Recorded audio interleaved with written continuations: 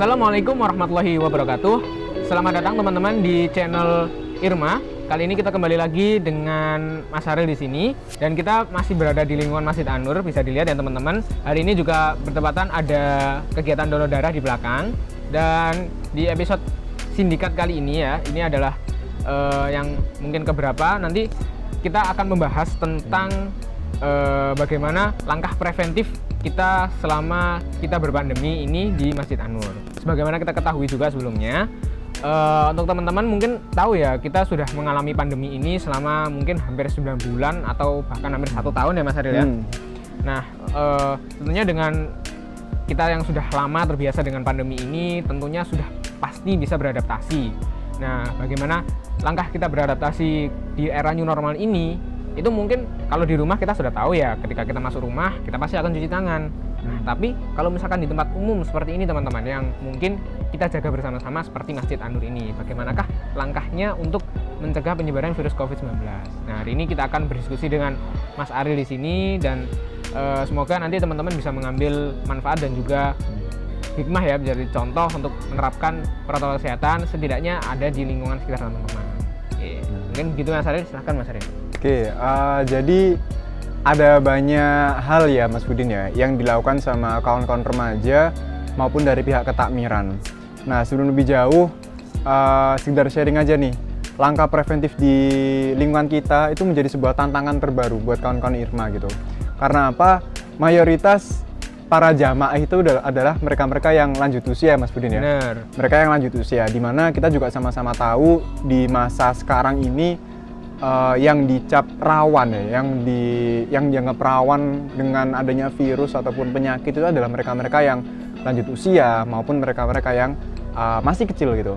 Jadi ini menjadi sebuah tantangan tersendiri buat kawan-kawan Irma menjawab adanya tantangan-tantangan tersebut gitu. Nah, yang pertama yang dilakukan sama kawan-kawan secara rutin yang pasti adalah sabunnya.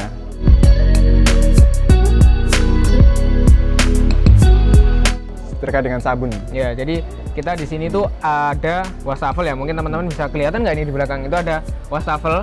Dan juga sebenarnya nggak cuma di situ aja, juga di tempat wudhu itu ada, kita sediakan sabun di situ yang juga setiap kalau habis pasti kita isi seperti itu. Jadi bisa dibilang itu banyak spot ya Mas Budin ya di sini ya.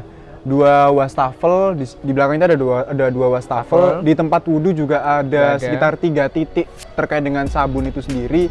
Di bagian depan gerbang itu juga ada semacam tempat wudhu outdoor, itu juga ada sabun cuci tangannya. Benar. Jadi itu hal yang difokuskan sama kawan-kawan juga ya Mas Budin ya, terkait dengan sabun gitu.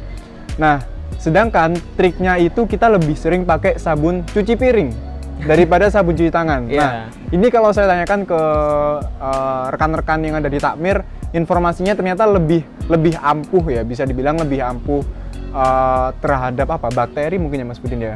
Ya, mungkin kuman-kumannya itu ya. Terkait dengan kuman-kumannya itu pakai sabun cuci piring daripada sabun cuci tangan gitu. Nah, itu yang pertama. Yang kedua yang biasa kawan-kawan lakukan itu adalah pengecekan terkait dengan kondisi hand sanitizer juga.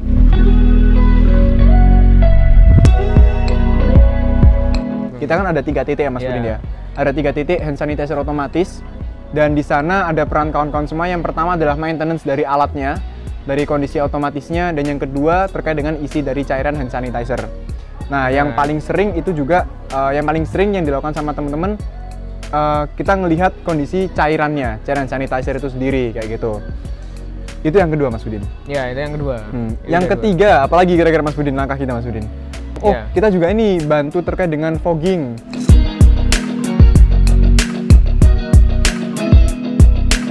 Nah, alhamdulillahnya di Masjid An-Nur itu kita baru dapat hibah 1 alat fogging desinfektan dari warga, dan itu kita manfaatkan setiap hari Jumat Mas Budin. Ya, setiap hari Jumat. Setiap hari Jumat itu kita lakukan proses fogging di dalam masjid kayak gitu. Biasanya ba'da Jumatan nanti kita biarkan uapnya itu sampai asar gitu. Pernah juga kita biarkan 1 malam. Dan ya itu sih kurang lebihnya 1 malam gitu, atau semisal dari Jumatan ke asar gitu. Dan tentunya lebih memudahkan kerja ya, lebih efektif ya, karena kalau di asar itu kan akhirnya desinfektannya itu lebih mudah menyebar dan lebih Terutama ke bagian-bagian terkecil gitu ya Mas Budin ya. bagian-bagian terkecil yang mungkin kalau harus disemprot secara manual itu juga susah seperti itu. Kita harus nginget-nginget, nah ini harus kerjanya gimana, ini udah disemprot apa belum. Nah kalau itu kan langsung Langsung menyebar kayak gitu. Itu yang ketiga nih. Apalagi nih kira-kira yang biasa kita lakukan Mas Budin dari kawan-kawan Irma? Nggak ada ya, itu aja ya, kurang lebih tiga hal itu gitu. Nah kalau yang langkah yang biasa dilakukan sama pihak ketakmiran juga itu setiap pagi ba'da subuh itu selalu dipel pakai desinfektan gitu. Jadi itu setiap ba'da subuh itu selalu ada proses pengepelan, disemprot dengan cairan desinfektan, terus langsung dilanjutkan dengan proses pengepelan tadi. Dan di lain sisi kondisi ruangan di masjid itu juga dibuka. Jadi kaca-kacanya dibuka semua sampai di jam tertentu akhirnya kembali lagi ditutup. Iya, benar. Gitu. Itu kira-kira beberapa hal yang dilakukan sebagai langkah antisipatif ya. Benar. Antisipatif Dan dari mungkin satu tambahan lagi Mas Ariel. Gimana tuh? Dari teman-teman Irma, walaupun kita melakukan langkah-langkah konkret tapi tetap saja kan namanya pandemi itu juga tidak akan berhasil ya kalau misalkan tidak ada upaya juga dari yang bersangkutan, artinya warga-warga sekitar dan jamaah. Maka dari itu teman-teman Irma itu juga selalu mensosialisasikan, juga akan selalu mengingatkan kepada jamaah, terutama biasanya itu kita mengingatkannya waktu sholat Jumat. Nah, waktu kita sholat Jumat itu kita kan diberikan kesempatan untuk menyampaikan informasi-informasi sebelum sholat Jumat terkait mungkin imam, khotib, lalu infak dan sebagainya. Nah, juga kita sampaikan di sana, kita selalu ingatkan untuk selalu memakai 3M, yaitu menjaga jarak, pakai masker dan cuci tangan. Seperti itu. Ya, kerjasama baik itu antar kelompok maupun antar individu masing-masing gitu. Benar. Jadi bukan berarti ketika kita melakukan langkah-langkah tadi otomatis kita sudah bebas gitu.